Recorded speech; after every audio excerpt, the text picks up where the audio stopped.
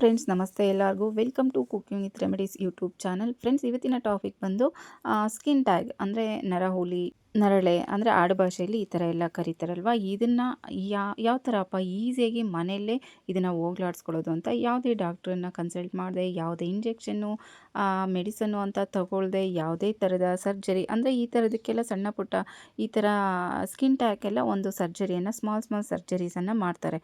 ನಾವೇನಾದರೂ ಈ ಥರ ಪ್ರಾಬ್ಲಮ್ಸ್ ಇದೆ ಅಂತ ಡಾಕ್ಟ್ರ್ ಹತ್ರ ಹೋದರೆ, ಸ್ಕಿನ್ ಡಾಕ್ಟ್ರ್ ಹತ್ರ ಹೋದರೆ ಅವರು ಮಾಡೋದೇ ಫಸ್ಟು ಸರ್ಜರಿಯನ್ನು ಮಾಡ್ತಾರೆ. ಸಣ್ಣದಾಗಿ ಅದನ್ನು ಕಟ್ ಮಾಡಿಬಿಟ್ಟು, ಇನ್ನೂ ತುಂಬ ದೊಡ್ಡದು ಇರುತ್ತೆ, ಆಗ ಒಂದು ಕಟ್ ಮಾಡಿಬಿಟ್ಟು ಒಂದು ಸ್ಟಿಚ್ಚನ್ನು ಹಾಕ್ತಾರೆ. ಅದು ಆ ಥರನೂ ಮಾಡ್ತಾರೆ. ಹಾಗೆ ಕೆಲವೊಂದು ಆಯಿಂಟ್ಮೆಂಟ್ಸು ಇದೆ, ಅದನ್ನು ಯೂಸ್ ಮಾಡಿದ್ರೂ ಕೂಡ ಹೋಗಲ್ಲ ಅಂತಲ್ಲ, ಆದರೆ ಅದು ಮಾರ್ಕ್ ಉಳ್ಕೊಳ್ಳುತ್ತೆ. ಹಾಗೆ ಅದಕ್ಕೂ ಔಷಧಿ ಇರುತ್ತೆ, ಮಾರ್ಕ್ ಹೋಗೋದಕ್ಕೂ ಔಷಧಿ ಇರುತ್ತೆ. ಆದರೆ ಡಾಕ್ಟರ್ನ ಕನ್ಸಲ್ಟ್ ಮಾಡದೆ, ದುಡ್ಡನ್ನು ಖರ್ಚು ಮಾಡದೆ, ಅಡುಗೆ ಮನೆಯಲ್ಲೇ ಇರುವಂತಹ ಇಂಗ್ರೀಡಿಯೆಂಟ್ಸ್ನ ಬಳಸ್ಕೊಂಡು ಈ ಸ್ಕಿನ್ ಟ್ಯಾಗನ್ನು ಅಂದರೆ ಈ ನರಹುಳಿನ ಯಾವ ಥರ ಅಪ್ಪ 1 ಅಥವಾ 2 ದಿನದಲ್ಲಿ ಇದನ್ನು ರಿಮೂವ್ ಮಾಡ್ಕೊಳ್ಳೋದು ಅಂತ. ಹಾಗೆ ಯಾವುದೇ ಥರದ ಮಾರ್ಕ್ ಅಂತೂ ಇರೋದೇ ಇಲ್ಲ. ಹಾಗೆ 1 ದಿನ ಅಥವಾ 2 ದಿನ, ಎಷ್ಟೇ ದೊಡ್ಡದಾಗಿರಲಿ, ಎಷ್ಟೇ ಹಳೆಯ ನರಹುಲಿ ಆಗಿರಲಿ, ಎಷ್ಟೇ ದೊಡ್ಡದಾಗಿರಲಿ, 1 ಅಥವಾ 2 ದಿನದಲ್ಲಿ ಇದು ರಿಮೂವ್ ಆಗುತ್ತೆ. ಇನ್ನು ಇದು ನಮ್ಮ ದೇಹದ ಯಾವುದೇ ಭಾಗದಲ್ಲಿ ಕೂಡ ಬರಬಹುದು. ಇದು ಇಂಥ ಜಾಗದಲ್ಲಿ ಅಂಥ ಜಾಗದಲ್ಲಿ ಅಂತ ಏನೂ ಇಲ್ಲ. ಕಣ್ಮೇಲೆ ಸಮೇತ ಬರುತ್ತೆ, ತುಟಿ ಮೇಲೆ ಬರುತ್ತೆ, ನೋಡಿ ಈ ಥರ ಕಣ್ಮೇಲೆ ಬರುತ್ತೆ, ಹಣೆಯಲ್ಲಿ ಬರುತ್ತೆ, ಕಿವಿ ಮೇಲೆ ಬರುತ್ತೆ. ಫ್ರೆಂಡ್ಸ್, ಯಾವುದೇ ಭಾಗದಲ್ಲಾದರೂ ಬರ್ಬೋದು. ಇದು ಸಾಮಾನ್ಯವಾಗಿ ಕುತ್ತಿಗೆ ಭಾಗದಲ್ಲಿ ಜಾಸ್ತಿ ಬರ್ತಾ ಇರುತ್ತೆ. ಅಂದರೆ ಜಾಸ್ತಿ ಬರೋದು ಕುತ್ತಿಗೆ ಹತ್ರ ಮತ್ತು ನಮ್ಮ ಕೈ ಕಂಕುಳ ಹತ್ರ. ಬಾಡಿಯಲ್ಲಿ ಯಾವ ಜಾಗದಲ್ಲಿ ತುಂಬ ಸಾಫ್ಟ್ ಆಗಿರುತ್ತೋ ಆ ಜಾಗದಲ್ಲಿ ಬೇಗನೆ ಬರುತ್ತೆ ಅಂತಲೇ ಹೇಳ್ಬೋದು. ಇನ್ನು ಇದಕ್ಕೆ ಏಜ್ ಲಿಮಿಟ್ ಅಂತ ಏನೂ ಇಲ್ಲ, ಎಲ್ಲ ವಯಸ್ಸಿನವ್ರಿಗೂ ಇದು ಬರುತ್ತೆ. ಅದರಲ್ಲೂ 30+ ಅಥವಾ 40+ ಇರೋರಿಗೆ ತುಂಬಾ ಜಾಸ್ತಿ ಅಂತ ಹೇಳ್ಬೋದು. ಚಿಕ್ಕವರಲ್ಲಿ ಸ್ವಲ್ಪ ಕಡಿಮೆ ಅನಿಸಿದ್ರು, ಈ ಥರ ಅಂದರೆ 30+ ಆದಮೇಲೆ ಜಾಸ್ತಿ ಅಂತ ಹೇಳ್ಬೋದು. ಬನ್ನಿ ಈಗ ಈಸಿಯಾಗಿ ಮನೇಲಿ ಯಾವ ಥರ ಮಾಡ್ಕೊಳ್ಳೋದು ಅಂದರೆ ಸ್ಕಿನ್ ಟ್ಯಾಗ್ನ ರಿಮೂವ್ ಮಾಡ್ಕೊಳ್ಳೋದು ಯಾವುದೇ ಥರದ ವೆಚ್ಚ ಖರ್ಚುಗಳಿಲ್ಲದೆ ಅಂತ ನೋಡೋಣ. ಫ್ರೆಂಡ್ಸ್, ಇಲ್ಲಿ ನೋಡಿ ಬೆಳ್ಳುಳ್ಳಿ ತೊಗೊಂಡಿದ್ದೀನಿ. ಫುಲ್ 1 ಬೆಳ್ಳುಳ್ಳಿ ಬೇಕಾಗಲ್ಲ, 2 ಎಷ್ಟು ಬೆಳ್ಳುಳ್ಳಿ ಆದರೆ ಸಾಕಾಗುತ್ತೆ. ಅಂದರೆ ತುಂಬ ಜಾಸ್ತಿ ನರಹುಳಿ ಇದ್ದರೆ ಸ್ವಲ್ಪ ಜಾಸ್ತಿ ಪೇಸ್ಟ್ ಮಾಡ್ಕೊಳ್ಳಿ. 1 2 3 4 ಇದ್ದರೆ 2 ಬೆಳ್ಳುಳ್ಳಿ ಸಾಕಾಗುತ್ತೆ. ಇದನ್ನು ನೋಡಿ ಸಿಪ್ಪೆ ತೆಗೆದು ಎಲ್ಲ ಈ ಥರ ಸಿಪ್ಪೆ ತೆಗೆದು ಇಟ್ಟಿದ್ದೀನಿ. ಇದನ್ನು ಏನರಲ್ಲಾದರೂ ಕುಟಾಣಿಯಲ್ಲಾದರೂ ನಿಮ್ಮ ಮನೇಲಿ ಏನಾದರೂ ಜಜ್ಜೋದು ಇರುತ್ತೆ, ಅದು ಈ ಥರ ಜಜ್ಕೊಳ್ಳೋದಿರುತ್ತಲ್ವ, ಅದರಲ್ಲಿ ಪುಡಿ ಮಾಡೋದಿರುತ್ತಲ್ವ, ಅದರಲ್ಲಿ ಪುಡಿ ಮಾಡ್ಕೊಳ್ಳಿ. ನಾನು ಮುದ್ದೆ ಕೋಲಲ್ಲಿ ಇದನ್ನು ಪೇಸ್ಟ್ ಥರ ಮಾಡ್ತಾಯಿದ್ದೀನಿ. ತುಂಬ ಸಾಫ್ಟಾಗಿರುತ್ತೆ, ಏನು ಗಟ್ಟಿಯಾಗಿ ಏನಿರಲ್ವಲ್ಲ, ಇದು ಮುದ್ದೆ ಕೋಲಲ್ಲಿ ಆಗುತ್ತೆ. ನೋಡಿ ಈ ಥರ ನುಣ್ಣಗೆ ಚೆನ್ನಾಗಿ ಪೇಸ್ಟ್ ಮಾಡ್ಕೊಳ್ಳಿ. ನೋಡಿ ಈ ಥರ ಎಲ್ಲ ಪೇಸ್ಟನ್ನು ಮಾಡ್ಕೊಳ್ಳಿ. ಸಾಕು, ದಿನಕ್ಕೆ ಇದನ್ನು 3 ಟೈಮ್ ಹಚ್ಚಿ. ಅಂದರೆ 1 2 ಆ ಥರ ಇದ್ದರೆ ನರಹುಳಿ ಇದ್ದರೆ ಸಾಕಾಗುತ್ತೆ. ಇಷ್ಟು ಅಂದರೆ 1 2 ಅಲ್ಲ, ಒಂದು 3 4 ನರಹುಳಿ ಇದ್ರೂ ಕೂಡ ಇದು 1 ಟೈಮ್ಗೆ ಸಾಕಾಗುತ್ತೆ. ಅಕಸ್ಮಾತ್ ನಿಮಗೇನಾದರೂ ಜಾಸ್ತಿ ಇದೆ, ಮೈಯಲ್ಲೆಲ್ಲ ಇದೆ, ಕುತ್ತಿಗೆ ಮೇಲೆ ಇದೆ, ಜಾಸ್ತಿ ಇದೆ ಅಂತ ಅಂದರೆ ಇನ್ನೂ ಸ್ವಲ್ಪ ಜಾಸ್ತಿ ಮಾಡ್ಕೊಳ್ಳಿ. ಕ್ವಾಂಟಿಟಿ ಸ್ವಲ್ಪ ಜಾಸ್ತಿ ಮಾಡ್ಕೊಳ್ಳಿ. ನಾನು ಸ್ವಲ್ಪ ಮಾಡಿ ತೋರಿಸ್ತಾ ಇದ್ದೀನಿ ಅಷ್ಟೇ. ನೋಡಿ ಇದಕ್ಕೆ ಆಮೇಲೆ ಸ್ವಲ್ಪ ನಿಂಬೆ ರಸನ, ಒಂದು 3-4 ಡ್ರಾಪ್ ಅಷ್ಟು ನಿಂಬೆ ರಸನ ಮಿಕ್ಸ್ ಮಾಡಿ, ಎಲ್ಲಿ ನರಹುಳಿ ಇದೆಯೋ ಅಲ್ಲಿ ದಿನಕ್ಕೆ 3 ಸಾರಿ ಹಚ್ಚಿ. 1 ದಿನದಲ್ಲೇ ಅದೆಲ್ಲ ಉದುರೋಗುತ್ತೆ, ಅಂದರೆ ರಿಮೂವ್ ಆಗಿಬಿಡುತ್ತೆ. ಅದು ಸಿಂಪಲ್ ರೆಮಿಡಿ, ಆದರೆ ತುಂಬಾ ಎಫೆಕ್ಟಿವ್ ಆಗಿರೋಂಥ ರೆಮಿಡಿ ಅಂತಲೇ ಹೇಳ್ಬೋದು.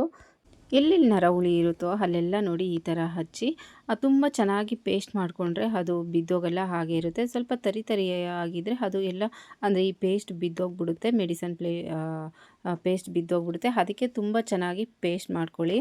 ಲೆಮನ್ನು ಅಷ್ಟೇ, ಬೆಳ್ಳುಳ್ಳಿನೂ ಅಷ್ಟೇ, ತುಂಬ ಮೆಡಿಸನ್ ಪ್ರಾಪರ್ಟೀಸ್ ಇರೋ ಅಂಥ ವಸ್ತುಗಳು. ಎರಡರಲ್ಲೂ ಅಷ್ಟೇ ತುಂಬಾ ಔಷಧಿ ಗುಣಗಳು ಇದೆ. ಇದನ್ನೊಂದು ಸಾರಿ ಟ್ರೈ ಮಾಡಿ ನೋಡಿ. ಮತ್ತೊಂದು ಏನಪ್ಪ ಅಂದರೆ, ಇದು ಅಷ್ಟೇ ತುಂಬಾ ಸಿಂಪಲ್ ರೆಮಿಡಿ ಅಂತಲೇ ಹೇಳ್ಬೋದು. ಒಂದು ಬೌಲ್ ತೊಗೊಂಡಿದ್ದೀನಿ, ಅದರಲ್ಲೇ ಪೇಸ್ಟನ್ನು ಹಾಕ್ತಾಯಿದ್ದೀನಿ. ನಾವು ಡೈಲಿ ಯೂಸ್ ಮಾಡ್ತೀವಲ್ವ, ಇದೇ ವೈಟ್ ಪೇಸ್ಟೇ ಹಾಕಿ ಗೋಲ್ಗೇಟನ್ನು ಹಾಕ್ತಾಯಿದ್ದೀನಿ. ವೈಟ್ ಪೇಸ್ಟ್ ಹಾಕಬೇಕು, ಬೇರೆ ಯಾವುದೇ ಥರದ ಪೇಸ್ಟು ಬೇಡ. ಇದಕ್ಕೆ ಸ್ವಲ್ಪ ಬೇಕಿಂಗ್ ಸೋಡಾನ ಮಿಕ್ಸ್ ಮಾಡ್ತಾಯಿದ್ದೀನಿ. ಅಡುಗೆ ಸೋಡಾ ನಾವು ಅಡುಗೆಗೆ ಯೂಸ್ ಮಾಡ್ತೀವಲ್ವ, ಅದೇ ಆ ಸೋಡಾನೇ ಹಾಕ್ಬಿಟ್ಟು ಚೆನ್ನಾಗಿ ಮಿಕ್ಸ್ ಮಾಡಬೇಕು. ಇದನ್ನು ಈ ಅಡುಗೆ ಸೋಡಾ ಎಲ್ಲ ಅದರಲ್ಲಿ ಮಿಂಗಲ್ ಆಗಬೇಕು, ಮಿಕ್ಸ್ ಆಗಬೇಕು, ಅದೆಲ್ಲ ಮೆಲ್ಟ್ ಆಗಬೇಕು ಪೇಸ್ಟ್ ಜೊತೆ. ಅಲ್ಲಿವರೆಗೂ ಚೆನ್ನಾಗಿ ಮಿಕ್ಸ್ ಮಾಡಿ ಹಾಗೆ ಇಡೋಕ್ಕೆ ಹೋಗ್ಬೇಡಿ. ಇದನ್ನು ಇಮಿಡಿಯೇಟಾಗಿ ಎಲ್ಲಿ ನರಹುಳಿ ಇರುತ್ತೋ ಅಲ್ಲಿ ಹಚ್ಕೊಳ್ಳಿ. ಇದು ಅಷ್ಟೇ 1 or 2 ಡೇಸಲ್ಲಿ ನರಹುಳಿ ಎಷ್ಟೇ ದೊಡ್ಡದಿರಲಿ, ಎಷ್ಟೇ ಹಳೇದಾಗಿರಲಿ, ಹೊಸದಾಗಿರಲಿ, 1 or 2 ಡೇಸಲ್ಲಿ ಇದು ರಿಮೂವ್ ಆಗುತ್ತೆ. ಫ್ರೆಂಡ್ಸ್, ಇದು ಅಷ್ಟೇ ತುಂಬಾ ಸಿಂಪಲ್ ರೆಮಿಡಿ ಅಂತ ಹೇಳಿದ್ರು, ತುಂಬಾ ಎಫೆಕ್ಟಿವ್ ಆಗಿರೋಂಥ ರೆಮಿಡಿ. ಇದನ್ನು ಒಂದು ಸಾರಿ ಟ್ರೈ ಮಾಡಿ ನೋಡಿ. ಇರೋ ಕಡೆ ಎಲ್ಲ ನೋಡಿ ಈ ಥರ ಹೇರ್ ಬೋರ್ಡ್ ತೊಗೊಂಡು ಒಂದೊಂದು ಡ್ರಾಪ್ ಇಟ್ಕೊಂಡ್ರೆ ಸಾಕು. ಆ ಥರ ಉರಿ ಆಗಲಿ ನವೆ ಆಗಲಿ ಏನೂ ಬರೋದಿಲ್ಲ. ಸ್ಕಿನ್ಗೂ ಯಾವುದೇ ಥರ ಎಫೆಕ್ಟ್ ಆಗೋದು ಇಲ್ಲ. ಹಾಗೆ ಸ್ಕಿನ್ ಬರ್ನ್ ಆ ಥರ ಏನೂ ಆಗಲ್ಲ. ಯಾವುದೇ ಥರ ಸೈಡ್ ಎಫೆಕ್ಟು ಆಗಲ್ಲ. ತುಂಬಾ ಬೇಗ ರಿಸಲ್ಟ್ ಸಿಗುತ್ತೆ. ಎಲ್ಲೆಲ್ಲಿ ಸ್ಕಿನ್ ಟ್ಯಾನ್ ಆಗಿದೆಯೋ ಅಲ್ಲೆಲ್ಲ ಈ ಥರ ಒಂದೊಂದು ಡ್ರಾಪ್ ಇಟ್ಕೊಳ್ಳಿ.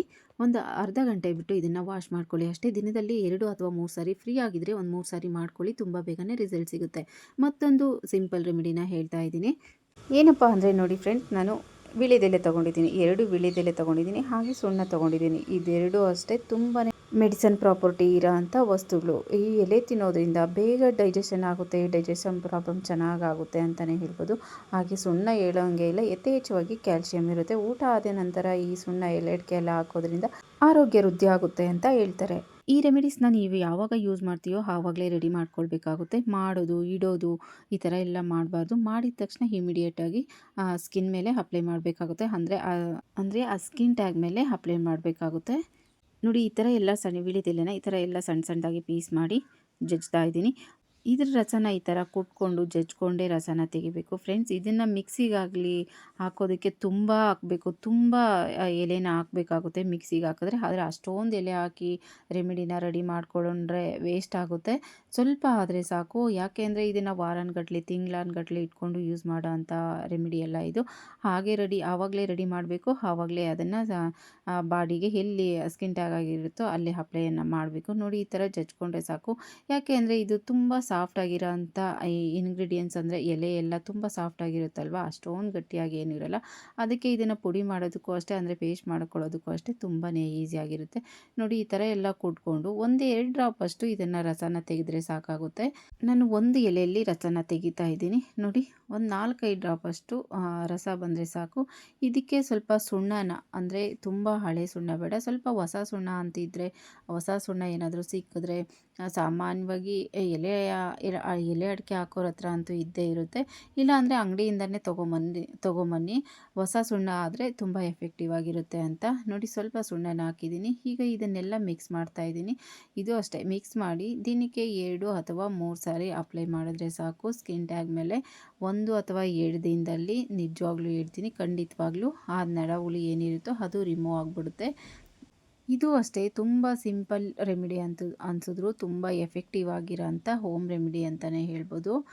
ಒಂದೊಂದು ಸಾರಿ ನಾವು ತುಂಬ ಸಣ್ಣದಾಗಿ ಏನಾದರೂ ಪ್ರಾಬ್ಲಮ್ ಇದ್ದರೂ, ಸಣ್ಣ ಪುಟ್ಟ ಪ್ರಾಬ್ಲಮ್ಸ್ಗೆಲ್ಲ ದೊಡ್ಡದಾಗಿ ತುಂಬ ಟೆನ್ಷನ್ ತಗೊಂಡು ಡಾಕ್ಟ್ರ್ ಹತ್ರ ಹೋಗ್ತೀವಿ. ಅಕಸ್ಮಾತ್ ಏನಾದರೂ ಈ ನರಹುಳಿ ಏನಾದರೂ ಮುಖದ ಮೇಲೆ ಆಗಿಬಿಟ್ರಂತೂ, ಅದರಲ್ಲೂ ಈಗಿನ ಗರ್ಲ್ಸ್ಗೇನಾದರೂ ಮುಖದ ಮೇಲೆ ಆಗಿಬಿಟ್ರೆ ಅಂತೂ ಅವರು ಟೆನ್ಷನ್ ಹೇಳೋಂಗೆ ಇಲ್ಲ. ಏನೋ ದೊಡ್ಡದಾಗ್ಬಿಡ್ತೇನೋ ಅನ್ನೋ ಥರ ಭಯಪಡ್ತಾ ಇರ್ತಾರೆ. ಏನೂ ಇಲ್ಲ, ಈ ಥರ ಸಿಂಪಲ್ ರೆಮಿಡಿ ಮಾಡ್ಕೊಳ್ಳಿ, ತುಂಬಾ ಎಫೆಕ್ಟಿವ್ ಆಗಿರುತ್ತೆ. ಡಾಕ್ಟರು ಬೇಡ, ಯಾವ ಥರ ಸರ್ಜರಿ, ಇಂಜೆಕ್ಷನ್, ಮೆಡಿಸಿನ್, ಆಯಿಂಟ್ಮೆಂಟ್ ಹಚ್ಚೋ ಪ್ರಾಬ್ಲಮ್ ಅಂದರೆ ತೊಂದರೆನೂ ಇರೋದಿಲ್ಲ. ಹಾಗೆ ದುಡ್ಡು ಖರ್ಚಾಗಲ್ಲ. ಮನೆಯಲ್ಲೇ ನೋಡಿ ಎಷ್ಟು ಈಸಿಯಾಗಿ ಸಿಗೋ ಅಂಥ ವಸ್ತುಗಳಲ್ವ, ಎಲ್ಲ ಮೆಡಿಸನ್ ಪ್ರಾಪರ್ಟೀಸ್ ಇರೋ ಅಂಥ ವಸ್ತುಗಳೇ ಇದೆಲ್ಲ. ಈ ಎಲೆ ತಿನ್ನೋದ್ರಿಂದ ಡೈಜೆಷನ್ ಪ್ರಾಬ್ಲಮ್ ಇಂಪ್ರೂವ್ ಆಗುತ್ತೆ, ಹಾಗೆ ಬೇಗ ಡೈಜೆಷನ್ ಆಗುತ್ತೆ. ಇನ್ನು ಸುಣ್ಣದಲ್ಲಿ ಕ್ಯಾಲ್ಶಿಯಂ ಯಥೇಚ್ಛವಾಗಿರುತ್ತೆ. ಫ್ರೆಂಡ್ಸ್, ಇದೆಲ್ಲ ಸಿಂಪಲ್ ಹೋಮ್ ರೆಮಿಡೀಸ್ ಆದರೂ ತುಂಬಾ ಎಫೆಕ್ಟಿವ್ ಆದ ರೆಮಿಡೀಸ್ ಅಂತ ಹೇಳ್ಬೋದು. ಈ ರೆಮಿಡೀಸ್ ಎಲ್ಲ ನಿಮ್ಗೆ ಏನಾದರೂ ಈ ಥರ ಪ್ರಾಬ್ಲಮ್ ಇದ್ದರೆ ಒಂದು ಸಾರಿ ಟ್ರೈ ಮಾಡಿ ನೋಡಿ, ರಿಸಲ್ಟ್ ಏನು ಅಂತ ನಿಮಗೆ ಗೊತ್ತಾಗುತ್ತೆ. ಹಾಗೆ ಈ ವಿಡಿಯೋ ಏನಾದರೂ ಯೂಸ್ಫುಲ್ ಅನಿಸಿದ್ರೆ ಪ್ಲೀಸ್ ಒಂದು ಲೈಕ್ ಮಾಡಿ, ಹಾಗೆ ನಿಮ್ಮ ಫ್ಯಾಮಿಲಿ ಫ್ರೆಂಡ್ಸ್ಗೂ ಶೇರ್ ಮಾಡಿ, ಹಾಗೆ ಸಬ್ಸ್ಕ್ರೈಬ್ ಮಾಡ್ಕೊಂಡು ಸಪೋರ್ಟ್ ಮಾಡಿ ಅಂತ ಕೇಳ್ತಾ ಇವತ್ತಿನ ವಿಡಿಯೋನ ಮುಗಿಸ್ತಾ ಇದ್ದೀನಿ. ಮತ್ತೊಂದು ವಿಡಿಯೋ ಜೊತೆ ಸಿಗೋಣ ಅಂತ ಹೇಳ್ತಾ ಥ್ಯಾಂಕ್ ಯು ಫಾರ್ ವಾಚಿಂಗ್.